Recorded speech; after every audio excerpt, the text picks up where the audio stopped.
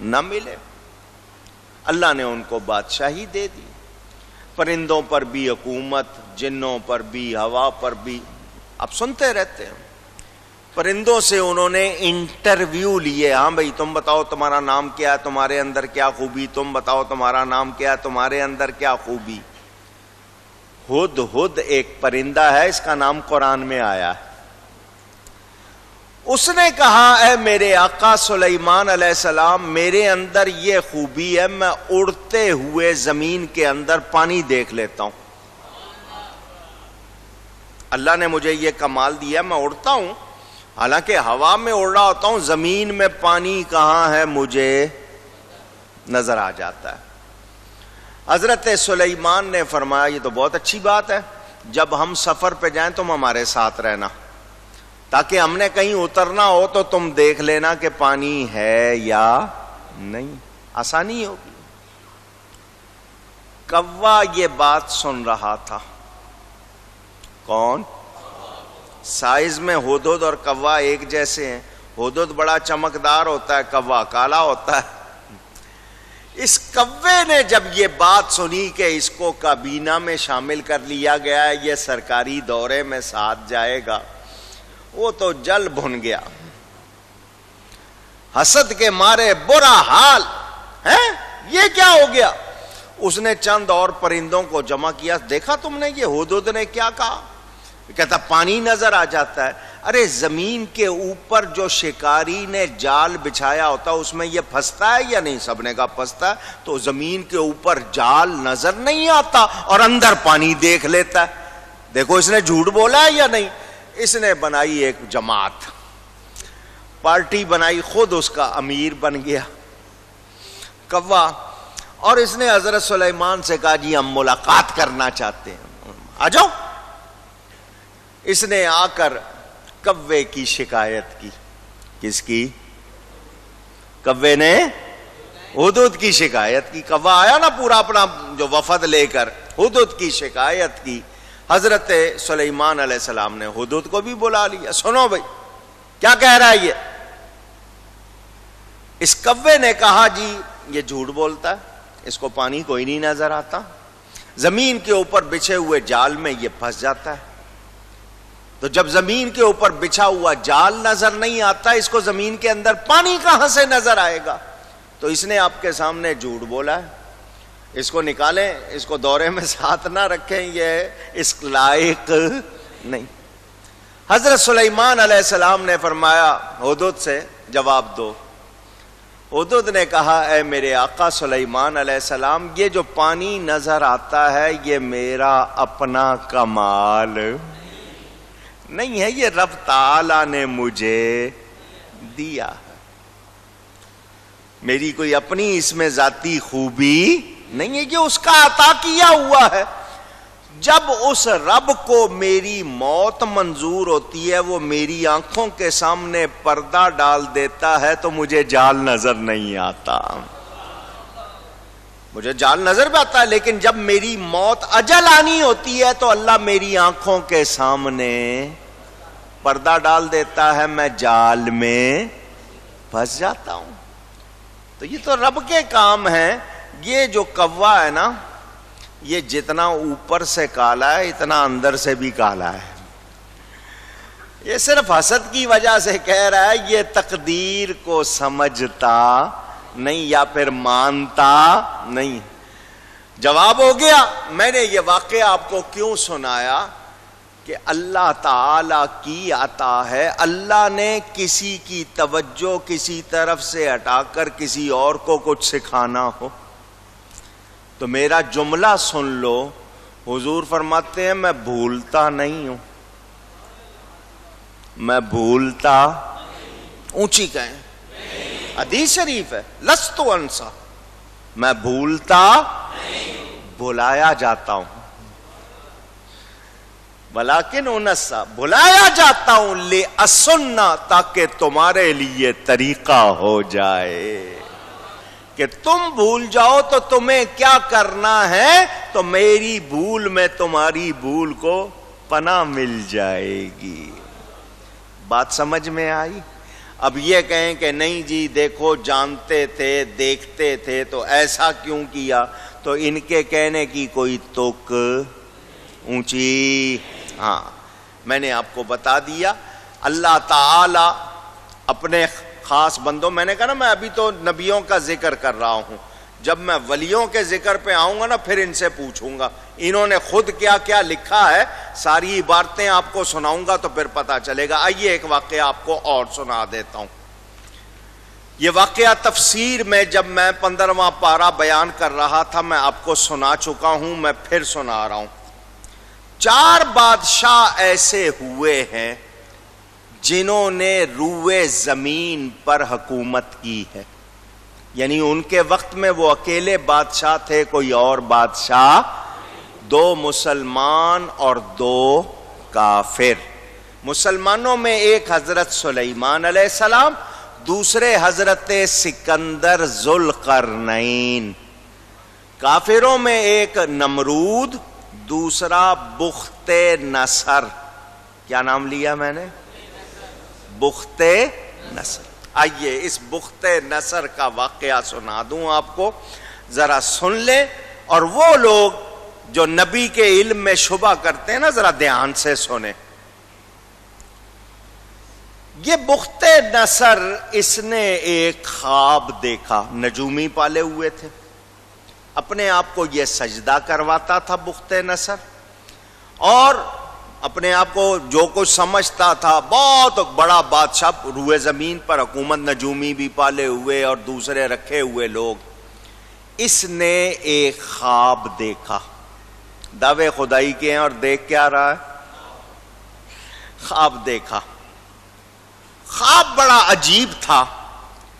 جب یہ خواب سے جاگا اس کو خواب یاد نہیں رہا۔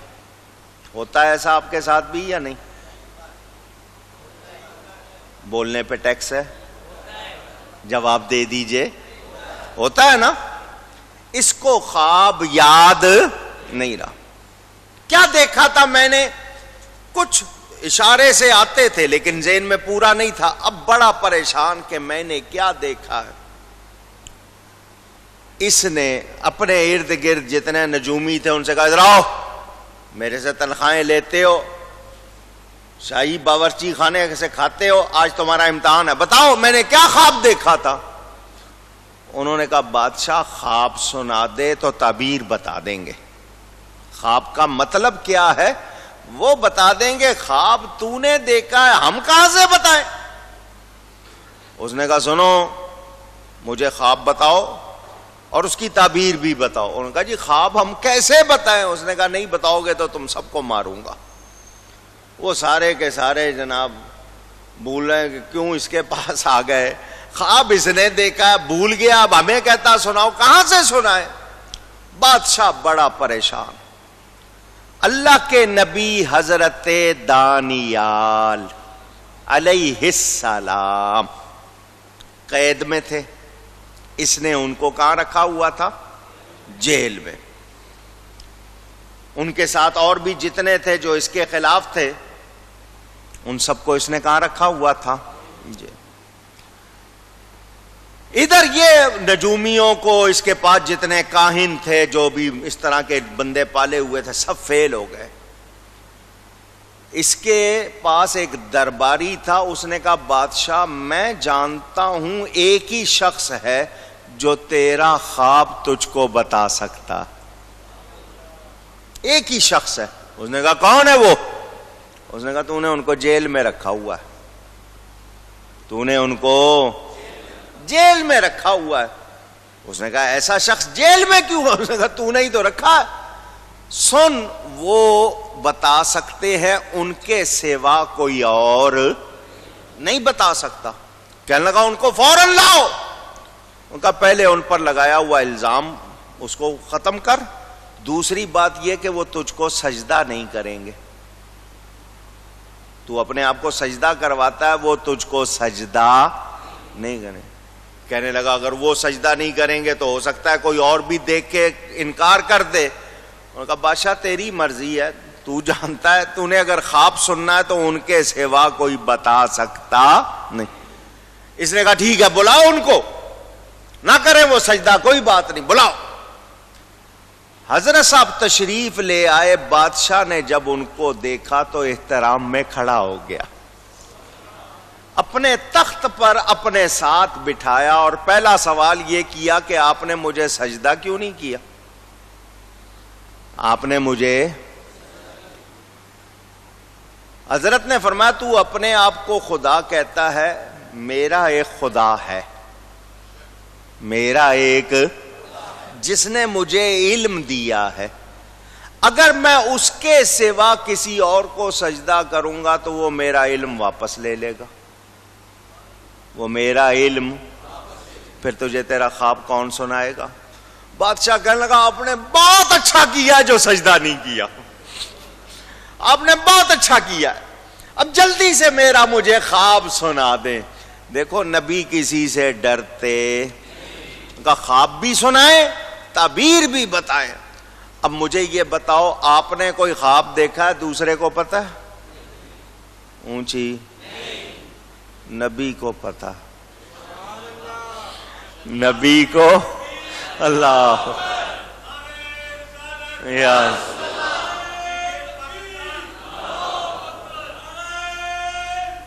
یا رسول اللہ، نبی کو پتا، کس نے علم دیا؟ اللہ نے۔ خواب بادشاہ نے دیکھا، حضرت صاحب جیل میں ہیں، ان کو پتا ہے بادشاہ نے کیا دیکھا ہے، تو حضرت دانیال کی جب اتنی شان ہے، میرے نبی کی کتنی شان ہوگی؟ اللہ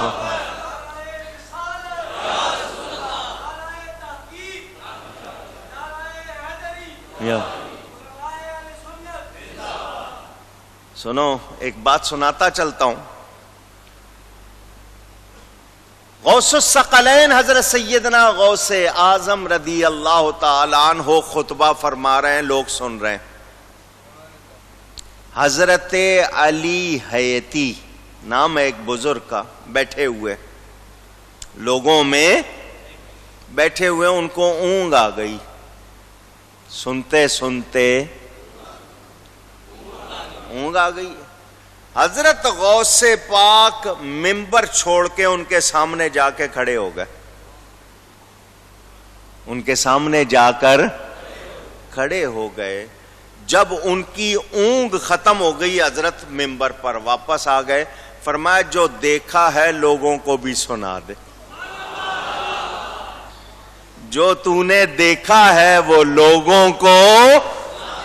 وہ اس وقت اونگ میں حضور کی زیارت کر رہے تھے، غوث پاک بیٹھے دیکھ رہے ہیں۔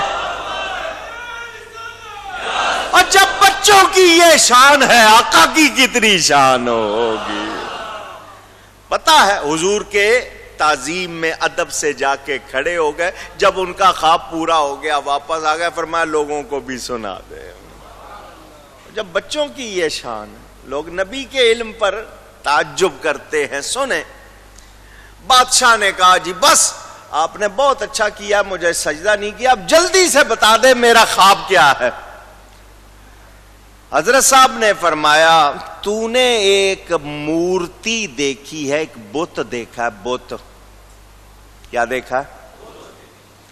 دونوں پاؤں اور پنڈلیاں مٹی کی ہیں،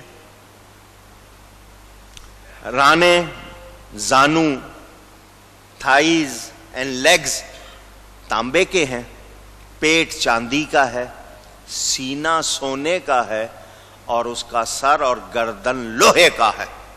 بادشاہ نے کہا بالکل میں نے یہی دیکھا ہے۔ اس کو ساری وہ چیز اس کے سامنے آ گئی، بالکل یہی دیکھا ہے۔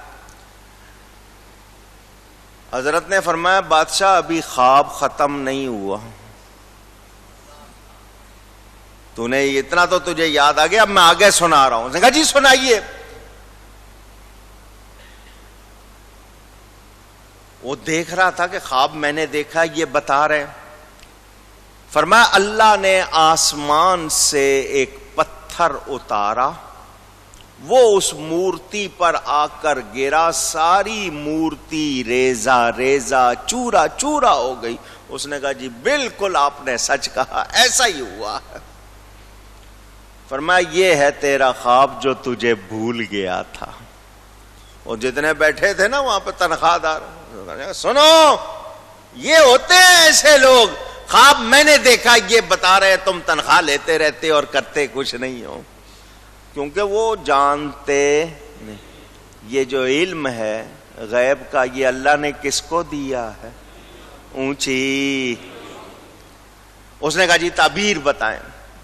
آپ نے فرمایا تجھے چند بادشاہوں کی حکومت دکھائی گئی ہے، کسی کی حکومت نرم، کسی کی سخت، کسی کی بہت اچھی، کسی کی کچھ کم اچھی، اور یہ جو آگے مٹی کا سلسلہ ہے یہ سب سے کمزور، پھر اس کے اوپر تانبا اس سے سخت ہے، پھر اس کے اوپر چاندی وہ حسین ہے، پھر سونا بہت ہی اعلیٰ قسم کی برتر ہے، اور اوپر لوہا تو جو پہلی حکومتوں سے تمام سے زیادہ سخت اور مضبوط ہے۔